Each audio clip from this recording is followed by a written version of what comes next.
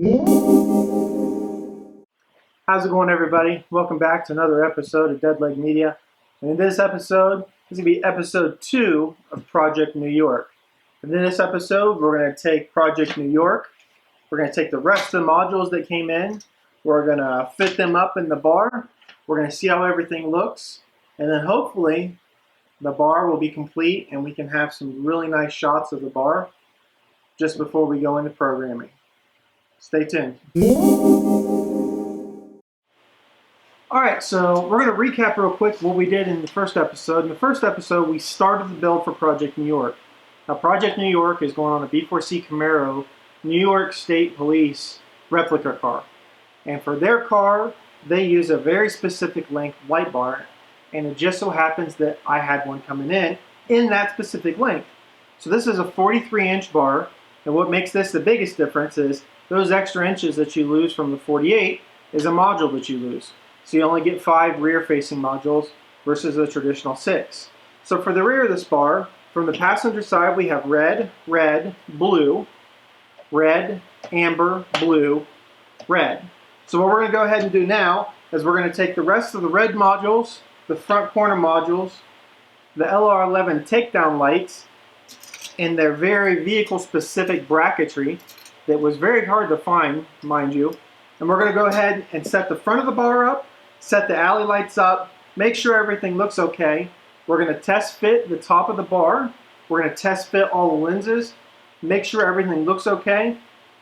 And then we're going to go ahead, and that's where we're going to end it for the episode. And then I'm going to have to take in the next episode we're going to go over. We're going to take the top piece off. We're going to go into the programming and make this look as close as possible to the actual replica bar. So let's go ahead and get into it. So for these bars, the front center module is red, and I'm judging off the rear that we were a really good guess last time, and so that's where that one's going to go. So what we're going to do now is we're going to add the LR11 takedown lights. So these are a specific bracket for the LR11s. Now these aren't really that much different than a dual LR11 bracket, with the exception of this shield. So if this shield wasn't here, you would be able to take 2 LR11s and they would bolt right up to the existing holes like so. Actually, like so. But because this bar wants to be as close to factory spec as possible, we're only going to be putting 1. So let's go ahead and do that. Now if you remember from our tech tip section from a couple days ago, I said make sure that you save everything. So because this bar originally was the duo bar and it didn't come with takedown or alleys, these really tiny little screws that hold in the takedown and alley lights were not included. However, I save everything. So these are something that I actually had in my arsenal of lots and lots of parts. So these are very similar to the CHP brackets, with the exception of they're double the size. So they'll slide in just like the CHP bar would, and they'll be held into place with these retaining bolts. And they have these 2 clips that'll hang onto the front. So they'll hang on just like so. We'll go ahead and screw these down. And I'm not over tightening anything yet. I'm just making things snug, just in case I need to move stuff around, or if the spacing's off just a little, just to make sure. So these bracketries actually came, very fortunately, with these tiny little screws that hold these LR11s in place.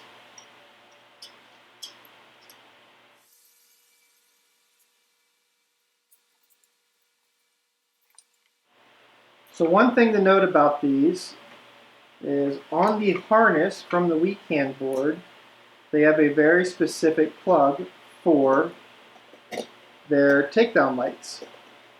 And if you can see on these, they don't have those plugs. However, these are very easy plugs to replicate. So what I have those plugs. So at some point, maybe not on camera just because it's kind of boring and not too much to watch, I'll go ahead and re-plug these from the harness so they can plug right in to the bar and work as they're supposed to. Now I've had an opportunity to chat with the client, and he is very, very happy and very, very ecstatic to see this bar come to life.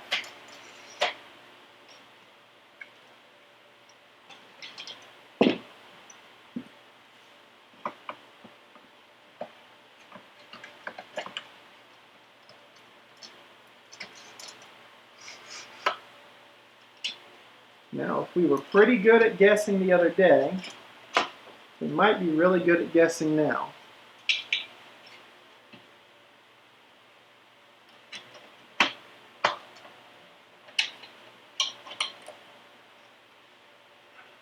And I would say things need to shift. Either the rear needs to shift or the front needs to shift. I'll have to get a tape measure out to know for sure. But the front of the bar is done. What I'm going to do is I'm going to go ahead and spin the bar around my side, and I'm going to add these alley lights in real quick.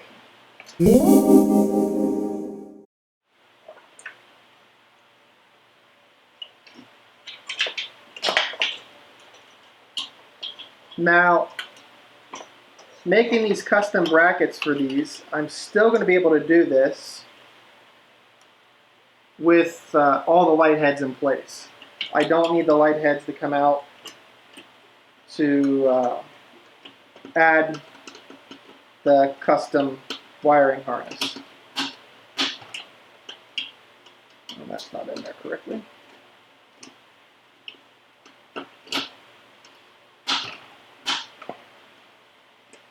Maybe we need a bigger screw.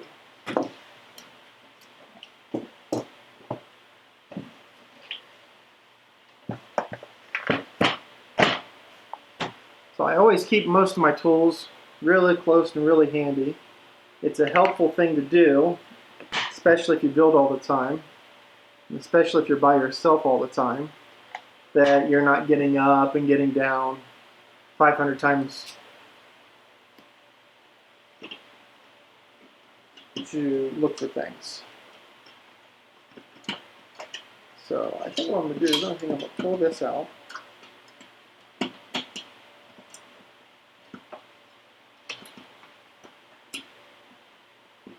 See why these aren't going in. Maybe it's just this screw.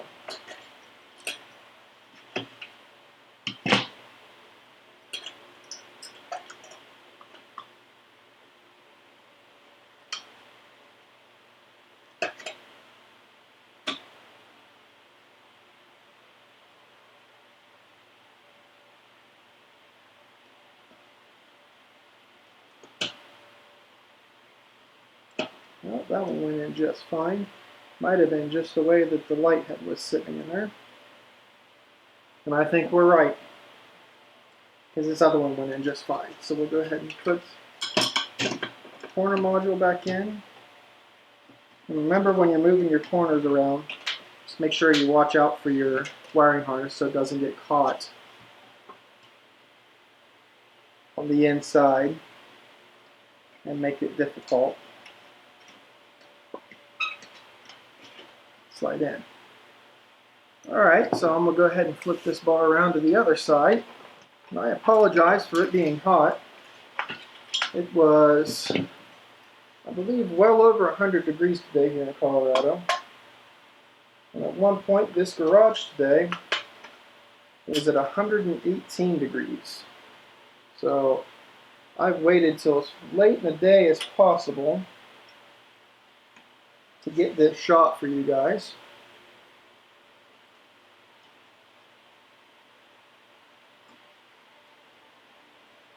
That way we can keep these videos on rolling.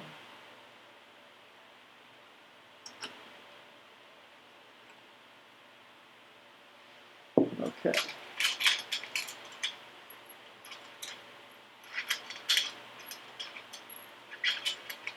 So remember I said always save everything, save your bolts. So on these bars, I'm not going to plug anything in yet because I have to program it and I have to know which wires will go to what. So these are just going to lay inside here. And I know it looks like a rat's nest. That's the way it's going to look for now until we go ahead and put everything back together. So if you've watched the CHP bar by now, which I hope you have, you'll know that we talked about the CHP bar has a different type of mounting bracket. This bar, however, uses a solid plate top, and it will bolt into the sides here. While we have it out, this is the top of the bar for the CHP bar. So those two boxes that are inside of there actually hold the top of the bar to the CHP bar. So that's what makes these bars different. The CHP bar frame that we're using is actually an older version. This bar, however, is a newer version. So what we have is we have corkscrews here on the sides. And we'll find the right size. And there's a trick about these. Once you put them in and start them down, I don't tighten them on either side. And there's a reason for this. Because you have to slide these bottom modules, or the corner modules, in with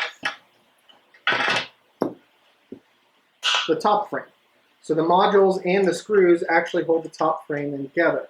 So if you screw in the top frame too tightly, and there's no room to move, and there's no room to adjust to get these corner modules in. So what I usually do is I usually do one side at a time, and I get them in, at least get the bolts started. And as you can see, there's some play in this, which allows me to go ahead and add these corner modules in.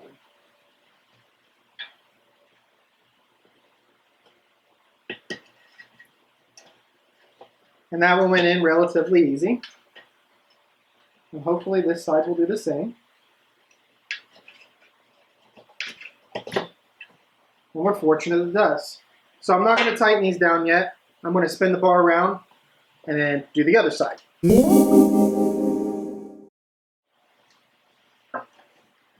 So this side is done, just like the other side. Now that you've had one side in, sometimes there's a little massaging, and sometimes things come right into place. And it looks like we're very fortunate that this one is coming right into place. So we're going to go ahead and slide the corner modules in. And again, what we're doing today is just to get a visualization of how things look, to make sure things are going to fit together okay, like we want them. Make sure the lenses are still going to look okay. And then also, so you guys have some video to look at, and our client can see some pictures of the very, very soon to be finished project. So essentially the bar will be finished. All that I have to do now is find some online videos of this bar in action and try to mimic the patterns as best as possible. So now that I have the one side in, I have tightened them down. Now they're not crazy tight, they're just more or less hand tight, because next thing we're about to do is get out the lenses and start setting those on. Okay, now that we have the bar sorted out, we have a lens kit for it. Now this is a lens kit that came with the bar when I got it. We've got 4 long pieces, looks like we got 4 shorter pieces and 2 really short pieces. So what I'm going to do is I'm going to just kind of space these out on top of the bar as to where I think they're going to go.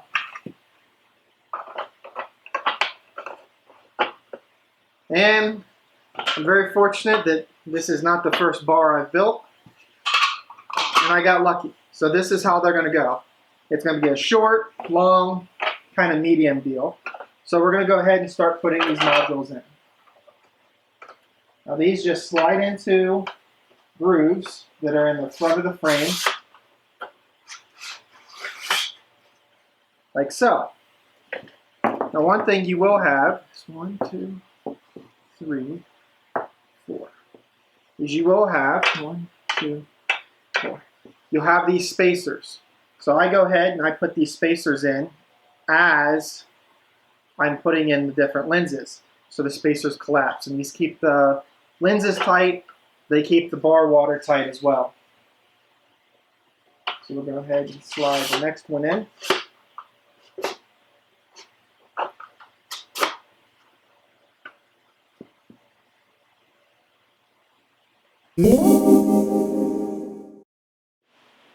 Alright, so now that we got the bar up and lenses are on, this is what the finished product will look like, minus the mounting feet.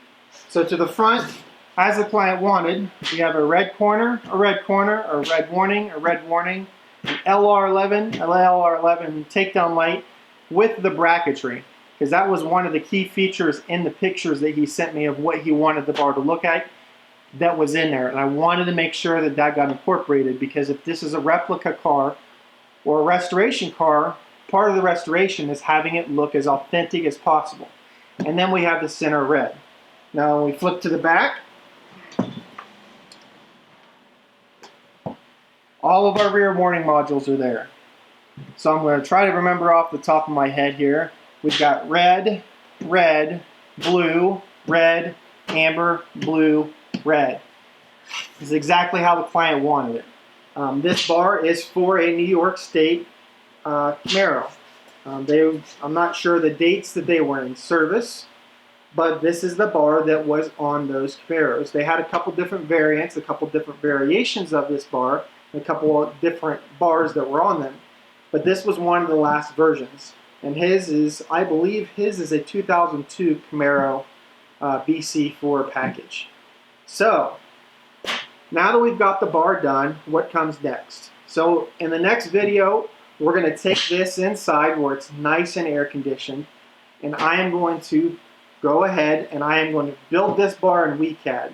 WeCan is a program that you build the bar in to vary specs. So, if I want this to be a blue module, or this to be a duo module, or this, you can do all of that in there.